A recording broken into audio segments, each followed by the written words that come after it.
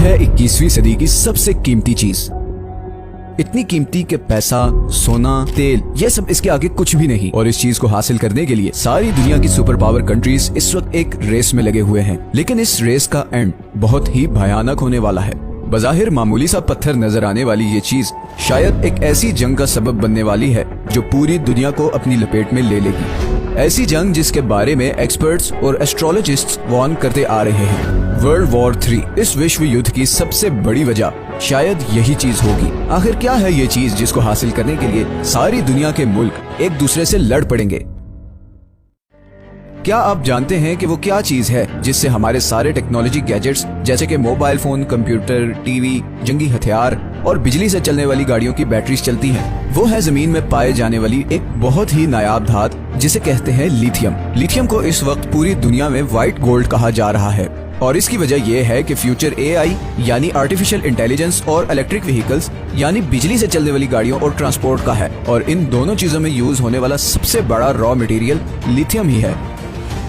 अगर हम अमेरिका की बात करें तो इलेक्ट्रिक गाड़ियों की सेल हर साल 40% बढ़ रही है और प्रेसिडेंट बाइडेन ने हाल ही में यह टारगेट दिया है कि 2030 में जितनी भी गाड़ियां अमेरिका में बेची जाएंगी उनमें से 50% इलेक्ट्रिक कार्स होंगी। जैसे जैसे इलेक्ट्रॉनिक्स पर दुनिया का इन्हिसार बढ़ता जा रहा है वैसे वैसे रिचार्जेबल बैटरीज की डिमांड बढ़ती जा रही है और इसके नतीजे में सारे बड़े कंट्रीज के दरमियान लिथियम के रिजर्व्स तलाश करने की दौड़ भी बढ़ती जा रही है। अब यहाँ सवाल ये पैदा होता है कि इस बढ़ती हुई लिथियम डिमांड की वजह से एक वर्ल्ड वॉर कैसे छिड़ सकती है। ये सवाल हमें लिथियम से जुड़े एक फंडामेंटल मसले की तरफ ले जाता है जिसे हम इंग्लिश में कहते हैं स्कार्सिटी, यानी किसी चीज की शदीद कमी होना। हकीकत में लिथियम कोई बहुत रेयर या नायाब धात नहीं है और जमीन में कई जगहों पे पाया जाता है, लेकिन असल मसला इसको जमीन से निकालना है जो कि इंतहाई मुश्किल और महंगा काम है। इस वक्त दुनिया में सबसे ज्यादा लिथियम के रिजर्व्स ऑस्ट्रेलिया, चिली और बोलिविया के पास हैं।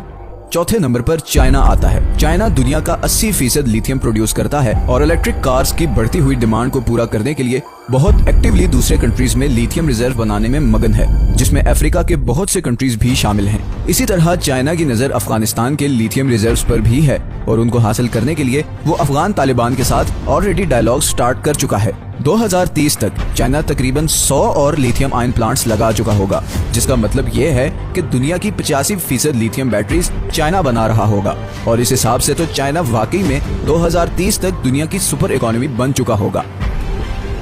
अब चाइना इतनी स्ट्रॉन्ग पोजीशन तक कैसे पहुंचा, ये हम किसी और वीडियो में कवर करेंगे। असल सवाल ये है कि क्या अमेरिका, जो कि चाइना का सबसे बड़ा राइवल और मौजूदा दुनिया की सुपर पावर है, इतने आराम से चाइना को वो चीज हासिल करने देगा जिसपे सारी दुनिया का फ्यूचर डिपेंड करता है?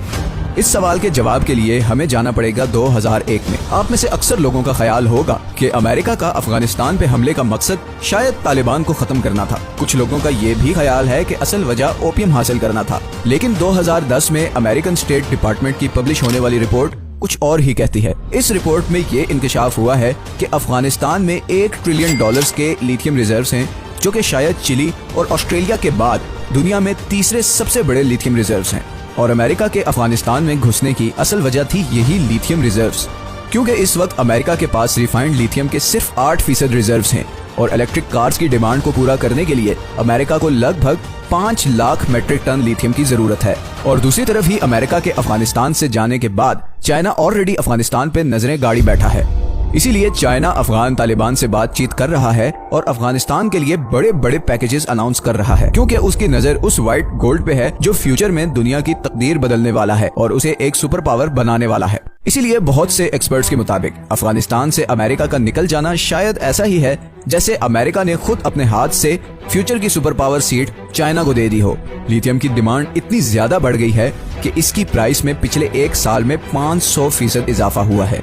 ये बढ़ती हुई डिमांड और बढ़ती हुई प्राइस ही असल वजह है कि हर बड़ा मुल्क, हर बड़ी कंपनी अब लिथियम में इन्वेस्ट करना और उसे हासिल करना चाहती है। दुनिया में सबसे ज्यादा इलेक्ट्रिक कार्स बनाने वाली कंपनी टेस्ला के मालिक इलॉन मस्क ने हाल ही में अपनी ट्वीट में कहा है कि लिथियम की इस तरह बढ़ती हुई प्राइस का मतलब है कि टेस्ला को लिथियम माइन करने के लिए भी खुद मैदान में उतरना पड़ेगा।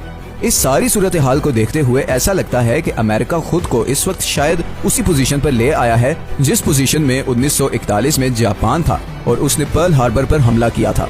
जिस फ्रस्ट्रेशन ने जापान को ये कदम उठाने पर मजबूर किया था, वैसी ही फ्रस्ट्रेशन का शिकार इस वक्त अमेरिका है और वो भी ऐसा कोई कदम किसी भी वक्त उठा सकता है। पिछली 4 दहाइयों में लड़ी गई तमाम जंगें ऑयल यानी पेट्रोल के लिए थी, क्योंकि उस वक्त पेट्रोल ही असल ईंधन था। लेकिन अब जैसे कि मैं पहले बता चुका हूँ कि फ्यूचर बिजली से चलने वाली चीजों का है, तो इट इज वेरी नेचुरल कि अगली जंगें अब रिचार्जेबल बैटरी को पावर करने वाले मेटल यानी लिथियम को हासिल करने के लिए होंगी। और न्यूक्लियर टेक्नोलॉजी के इस दौर में जंग का मतलब क्या होगा, शायद ये मुझे आपको डिटेल से बताने की जरूरत नहीं। अगर आपको ये वीडियो पसंद आई है तो इसे लाइक और चैनल को सब्सक्राइब जरूर कर दें। हमने अभी